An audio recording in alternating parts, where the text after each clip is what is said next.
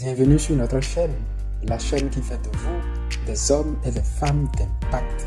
Si vous n'êtes pas encore abonné, n'oubliez pas de le faire et d'activer ensuite la cloche de notification pour ne manquer aucune de nos prochaines publications.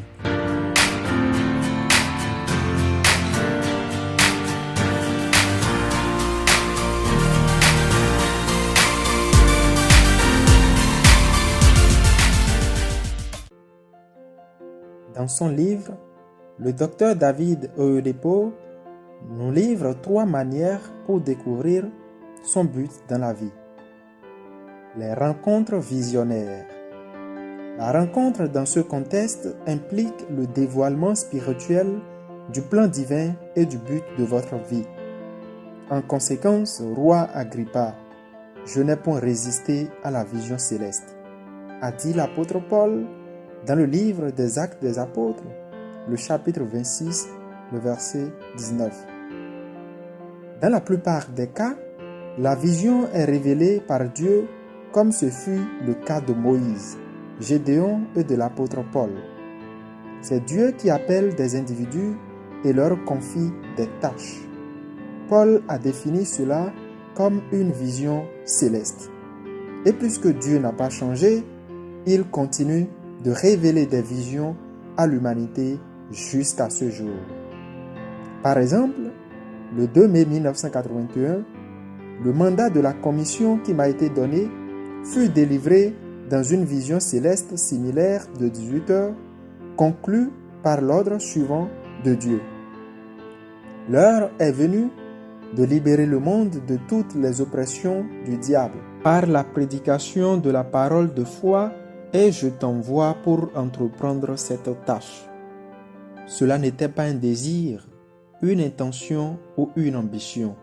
C'était purement un mandat divin. Cependant, une vision céleste peut aussi être révélée par la prière. Habakkuk, le chapitre 2, les versets 1 à 3, dit ceci. « J'étais à mon poste et je me tenais sur la tour. Je veillais pour voir ce que l'Éternel me dirait et ce que je répliquerais après ma plainte.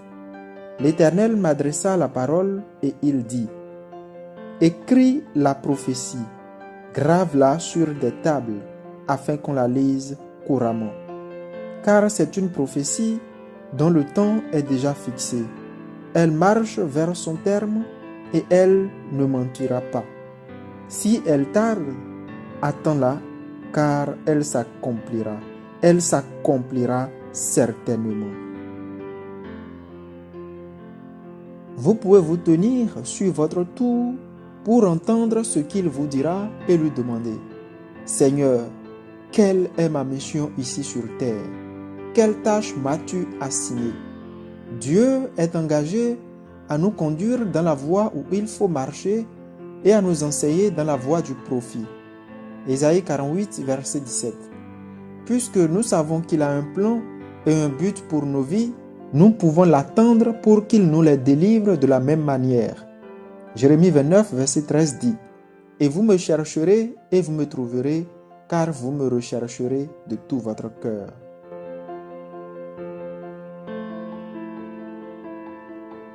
Les dons naturels.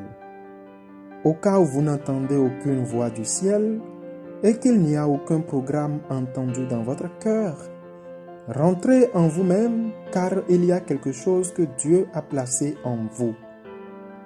Il est temps de rentrer en vous-même car il y a quelque chose que Dieu a placé en vous. La découverte de tels dons dans la plupart des cas est un indicateur de la mission pour laquelle vous avez été créé. De tels dons sont des choses qui vous stimulent naturellement lorsque vous les faites. Ce sont des choses dont vous avez le flair naturel, des choses qui coulent naturellement en vous et qui vous donnent le plaisir et l'épanouissement. Plus souvent, de telles aptitudes définissent clairement le but de votre vie.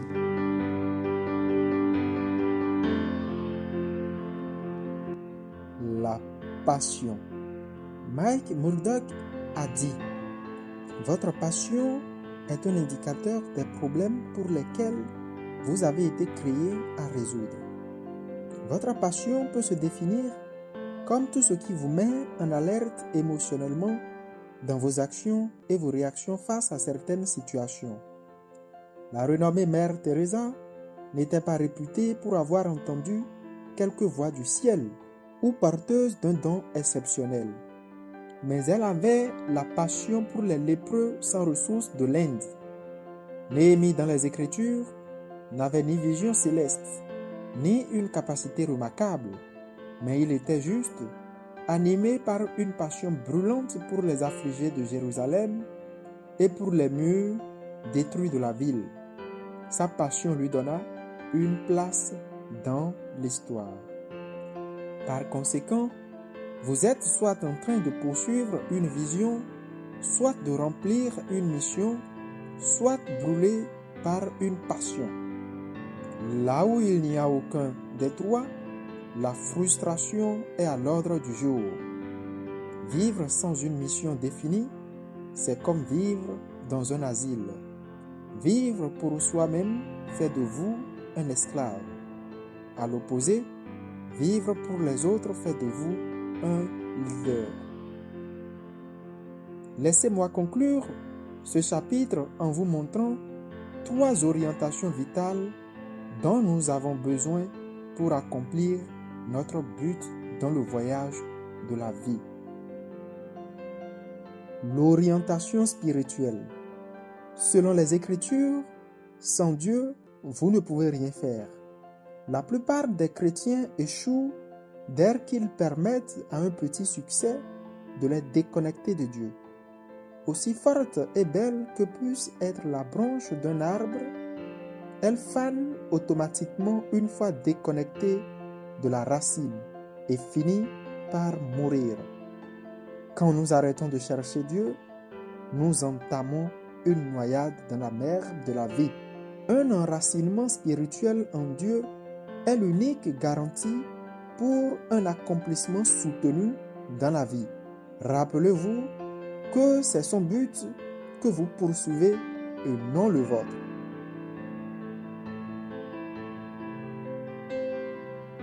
L'orientation visionnaire. Vous devez dépendre de la direction de Dieu pour chaque pas que vous posez dans la poursuite de votre destinée. Toute bonne idée n'est pas divine. Tout ce qui manque de soutien devient vite un fardeau. Dieu est celui qui connaît la fin dès le commencement. Alors, le suivre garantit notre sécurité. La vie est un voyage et elle est conçue en phases. Si vous suivez Dieu, vous n'allez pas perdre votre paix. Certaines choses que vous essayez de faire aujourd'hui sont peut-être destinées à être faites demain dans son plan. Si vous les faites aujourd'hui, elles peuvent détruire votre lendemain. Chaque enfant de Dieu qui ne désire pas d'incident dans le voyage de la vie doit crever d'envie d'être dirigé par le Seigneur. Quand le Seigneur est votre berger, vous ne manquez de rien.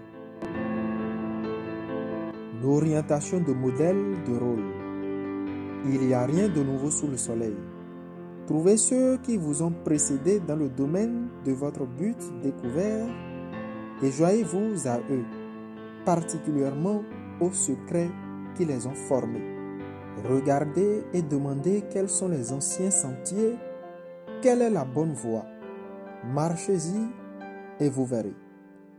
La Bible dit dans Jérémie 6, verset 16, « Placez-vous sur les chemins, trouverez le repos de vos âmes. » Mais ils répondent, « Nous n'y marcherons pas. » Sans une référence, vous ne deviendrez pas une référence.